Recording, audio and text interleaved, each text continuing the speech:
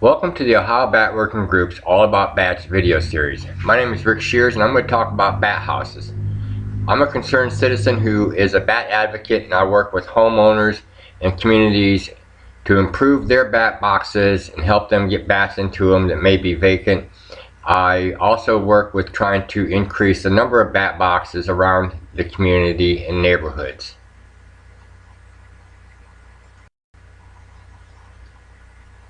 Shown here are a couple of bat boxes out in Madison County.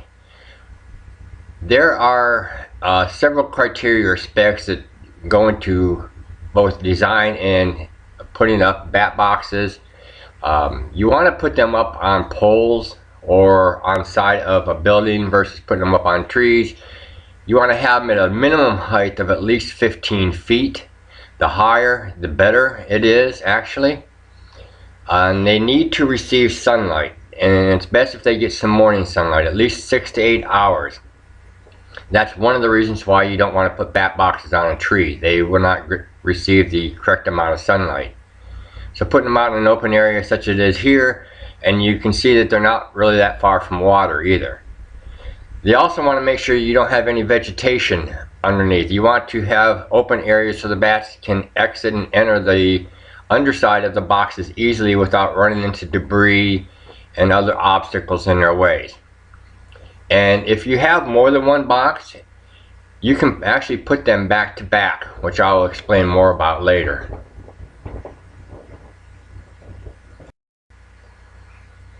There are many different designs to bat boxes today. The most common we see are the one on the left, which is your rectangular or your square shape. But we also have bat condos, which can hold several thousands of bats, maybe 20, 30,000, depending on the size of the condo. We got rocket boxes. They put them up on poles. I mean, there's many different types of designs. But as I mentioned, the most common one we see is the one on the left, which is your square or rectangle shape. A good size for a bat box is the larger, the better. At least 17 inches wide by 20 inches high is a good size. But if you want to go a little larger, that's fine.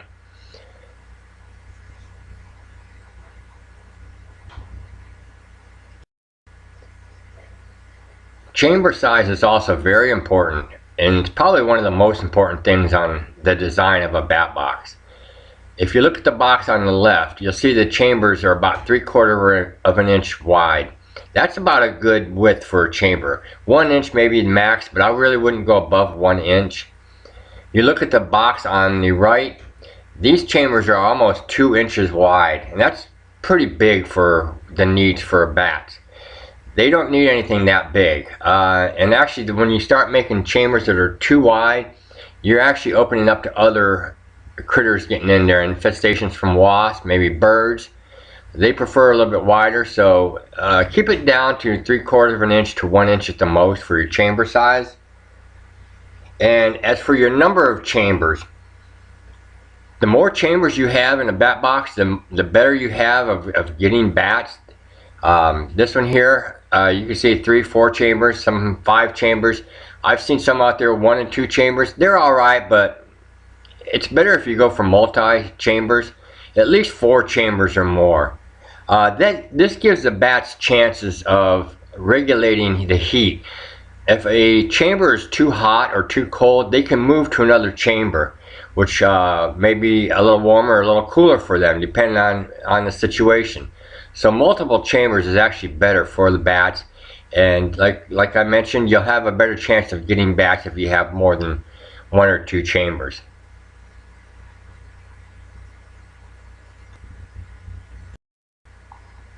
The color of bat boxes is also very important.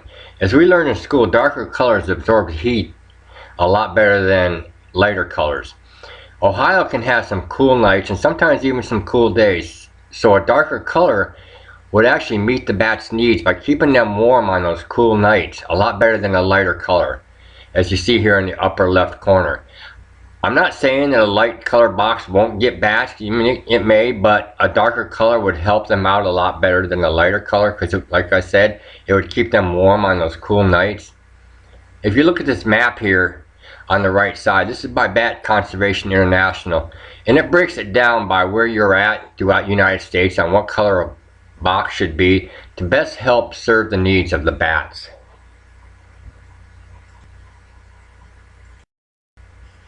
Placement of bat boxes is also very important. Here you see there's a couple of the more common ways to place a bat box is either on the side of a building or on a pole. Again, you want to make sure they're a minimum of at least 15 feet high.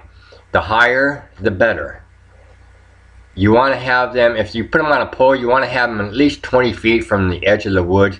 Again, you want to make sure they have that clearing so they can get in and out of the box easily. If you have more than one box, you can put them back to back as you see in this picture here on the right. That'll be fine. You don't want to put them one under another. And if you put them back to back, first of all, you want to make sure the boxes are facing south-southeast if you're in the northern hemisphere. And the reason is you want to get that 6 to 8 hours of morning sunlight. But if you're putting up two of them back to back like this, it's fine if you face one south and the other one north. That again, you're increasing the number of chambers, and you're giving the bats the opportunity. If they're too hot, they can move towards the back box. If they're too cool, they can move towards the front box. You're taking, say if one of these boxes is 5 chambers, now you're putting 2 of them there. Now you have 10 chambers.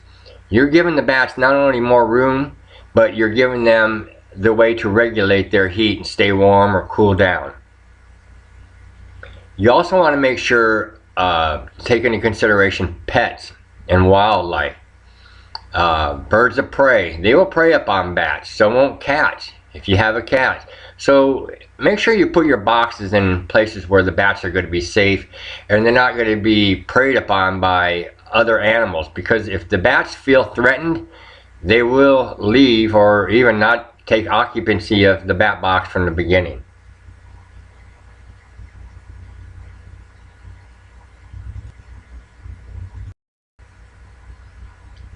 Now here's a couple of mistakes I see people do with bat boxes.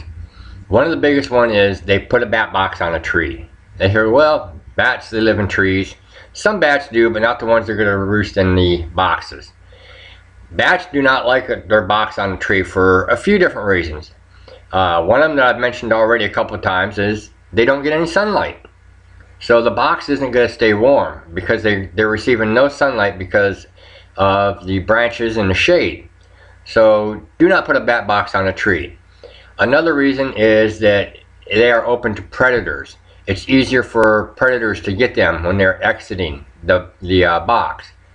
And it can also cause some obstacles. If there's other limbs or other things underneath the box, you're putting obstacles in their way. So do not put a bat box on a tree. You also don't want to put them under a security light, as is shown here. This security light could get warm and it could heat the box up to temperatures that are not comfortable for the bats. So do not put them under security lights.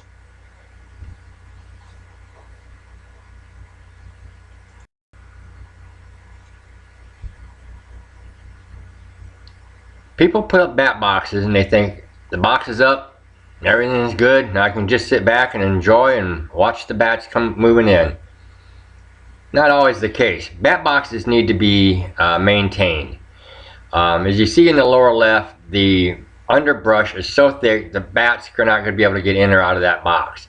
That box is basically useless. It's just decoration. What you want to do is try to keep the underbrush clear. That's why I mentioned earlier to put the box, if you're putting them on a pole, to put them at least 20 feet from the edge of the woods. If you're going to stick them in like this, you need to go in and you need to clear that underbrush out. Take it all the way down to the ground, not just a few feet, but take it all the way down. And clear it back a little ways around the box. You'll see in the top center here, the box is starting to peel. You can have maybe some caulking come out. Bats, you don't want to have drafts coming into the box. So you want to make sure any of your joints are clean and sealed with caulking. So every now and then look at your box, check it out, and make sure that the cracks, if it's not cracking, seal up with any type of caulking. Maybe you might need to paint it, do a little sanding again. Just keep the box looking good and keeping it airtight for the bats. Down here on the bottom right, This is a wasp infestation. It's one of the biggest infestations you can find on a bat box. You have to get in there and clean it out. Maybe you get like a dull rod, maybe with some type of scouring pad on. Just get in there and try to clean those things out. But what you want to do is you want to do these things, any repairs like this, you want to do in the winter time, and you want to make sure there are no bats in there before you start poking around inside there or taking the box down to do any work. Make sure there's no bats in there and it looks clean. Then you can go in there and clear it out. Take out any debris that's inside. If it looks clean, then leave it alone. It doesn't necessarily mean you have to do it every winter, but just look at it during the winter and make sure everything looks good for the coming up spring. And the bats will be happy with that. This is a study done back in 1998 to 2001, and it's on the Bat Conservation International website under their handbook. You'll notice here mounting location. You'll see the highest one is on wooden or masonry buildings at 64%. Notice how low it is for trees? I mean, it's quite a ways lower than it is for poles, which is at 52%. The roost chamber height. This is the height inside the box, the chamber height itself, not the height from the ground. You notice again the 25 inches or more is the highest one at 64%. As I said earlier, you want the larger the box is, the better off it is. I mentioned 17 width by 20 high. You can actually go higher than that. And if you look at the width of the chamber, again, the wider it is at 25 inches or more, the higher chance of getting bats. The number of chambers, 1 or 2 chambers, 50%. 3 or 4, 50%. Then it jumps up to 65% at 5 or more chambers. So again, the larger the box, the more chambers, the better off it is. And then of course urbanization, when it's in the city or it's in the country, you'll notice that it's highest in rural areas. But that doesn't mean we don't have bats in the city, because we do. So because you're in the city, whether you're in the country, bat boxes can also always be beneficial.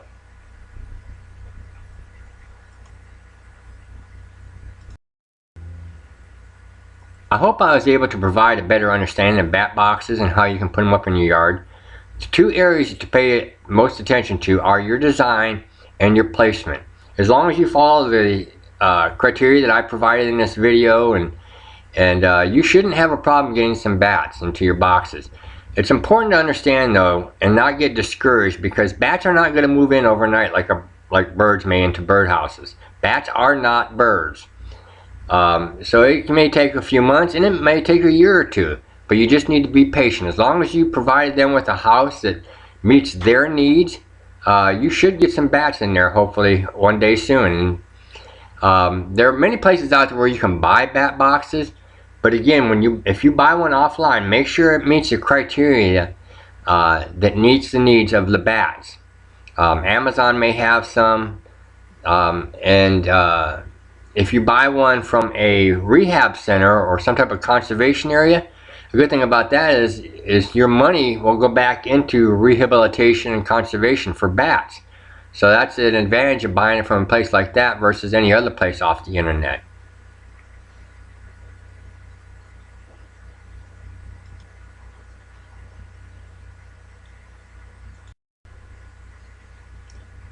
I'd like to thank everybody for listening. If you have any questions about how a bat working group, our link is down here on the bottom. You can come on our site and check us out for more information. Bat Week is an international event held every year from October 24th to October 31st. If you'd like to know more about Bat Week, check them out at batweek.org. There are events on there that you may be able to participate in your area. If not, it tells you how you can start something up and create an event for yourself and get your community together. Bats are a wonderful thing. We need them in our environment, and we thank you for your interest in putting up some bat boxes, or maybe fixing some that you already have, and just keep on supporting our bats. Thank you.